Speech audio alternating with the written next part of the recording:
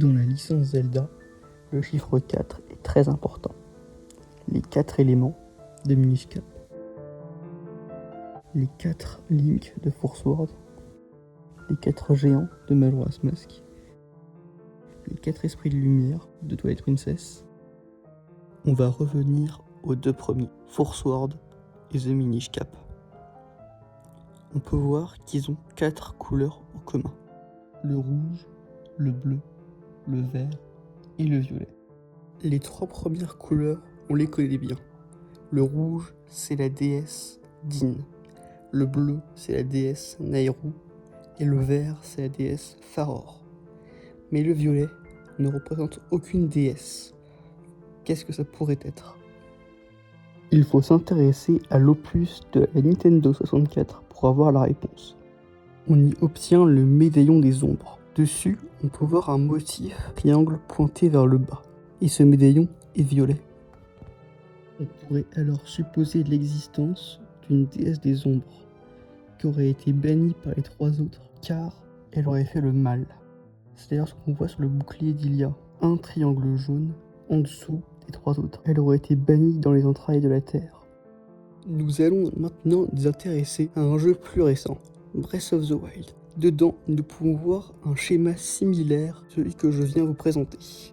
Il s'agit des 8 héroïnes du désert Gerudo, 7 qui sont vénérées par les Gerudo et une oubliée, bannie en quelque sorte. Est-ce que la déesse de l'ombre dont je vous parlais aurait un rapport avec le désert Gerudo et donc un rapport avec Ganondorf? Je tiens à dire que c'est à titre de comparaison et que Breath of the Wild est un reboot. Il s'agit juste d'un moyen pour moi d'expliquer ma théorie. Cette déesse de l'ombre serait alors à l'origine de Ganondorf et donc de l'avatar du néant. Je rappelle qu'elle a été bannie dans les entrailles de la Terre. C'est de là que surgit l'avatar du néant dans les faits racontés au début de Skyward Sword. Et donc là où les 3 déesses de la création ont créé la déesse Hylia, la déesse de l'ombre aurait créé l'avatar du néant. Mais si je vous disais qu'elle n'était pas mauvaise en soi, mais que son rôle était juste de préserver l'équilibre entre l'ombre et la lumière, ce serait un peu l'équivalent de Giratina dans l'univers Pokémon. Elle serait également la créatrice de mondes parallèles comme l'Horul ou la Terre d'Or. Voici 2 exemples des actions de la déesse de l'ombre. Ce serait elle qui aurait créé Vaati, car l'avatar du néant n'avait pas encore trouvé de personne digne de sa réincarnation. Voyant que la lumière était en train de gagner sur l'ombre et donc que l'équilibre était en train de se déstabiliser, elle décida de créer Vaati pour apporter un peu de chaos et maintenir l'équilibre.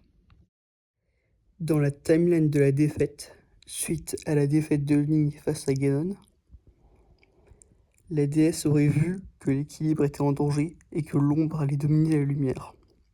Elle avait donc décidé d'agrandir le Saint Royaume pour que les 7 sages aient la place de le sceller dedans. C'est tout pour cette théorie. Elle était un peu plus compliquée à expliquer sur la fin, mais j'espère que vous avez un peu compris.